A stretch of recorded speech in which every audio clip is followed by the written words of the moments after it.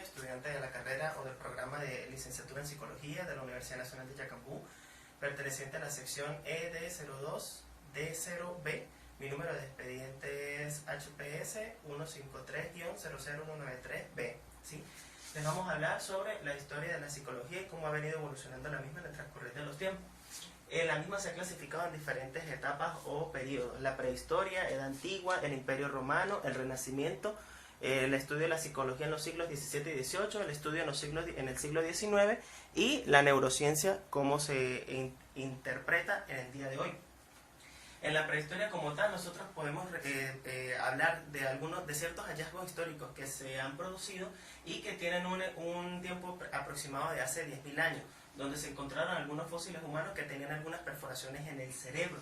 A esto se le llegó a denominar trepanaciones, puesto que se deduce que cuando las personas tenían algún malestar en el cerebro, lo que realizaban era perforaciones en el mismo, para poder deslindarse o desvincularse de dicho dolor.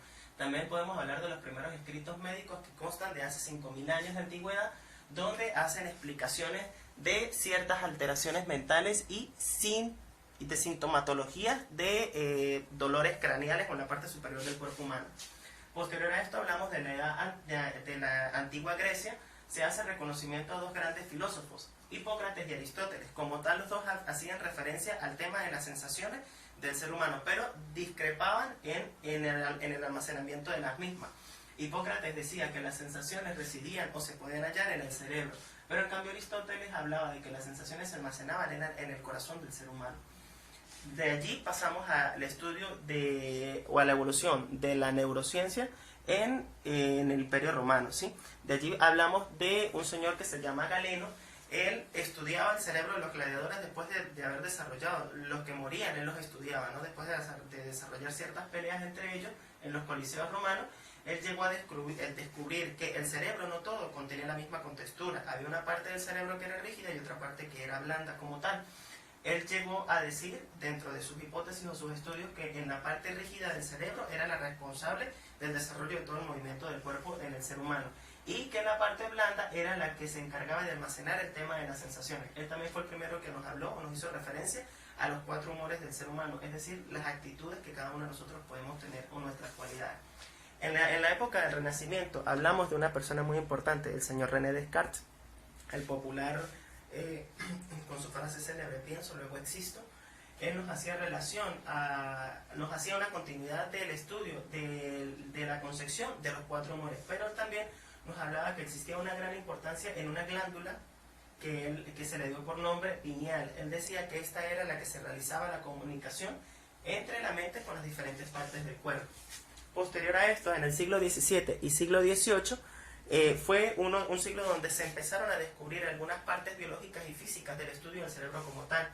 Se encontró una diferencia entre unas sustancias que se encuentran en el mismo, la sustancia blanca y la sustancia gris. Cada una de ellas responsable de ciertas funciones. Y también se llegó a reconocer que el cerebro es uno de los principales motores del cuerpo humano. Se decía para aquel entonces, o se reconocía para aquel entonces, que si el cerebro llega a sufrir algún tipo de lesión, algún tipo de maltrato, esto llevaba a repercutir a que las sensaciones, los movimientos, los pensamientos del ser humano podían verse afectados, y que incluso se le podría dar hasta llegar a morir la misma persona.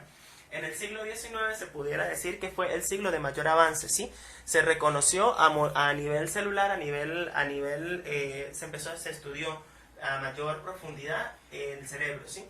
Los nervios como cables eléctricos, el cerebro produce electricidad, hace contactos entre sí. El cerebro es el responsable de desarrollar diferentes funciones en el ser humano. Como tal, está relacionado al comportamiento. Se empezó a estudiar la evolución del sistema nervioso en los diferentes seres vivos, y se reconoce a la neurona como una unidad funcional en todo el cuerpo. Y encontramos la neurociencia hoy en día. Se estudia en diferentes aspectos: molecular, celular, sistema conductual y cognitiva. Se estudia el cerebro en diferentes aspectos. Se dice que molecular estudia el cerebro a nivel elemental, como las moléculas como forman parte de un todo. Las células, cómo interaccionan entre ellas mismas. Los sistemas, cómo pueden estar relacionados con el ser humano, que proporcionan o desarrollan la conducta que nosotros podemos optar. Y la cognitiva, que es la parte de los responsables de las actividades, nuestras sensaciones y emociones. Esto ha sido todo por hoy. Espero que les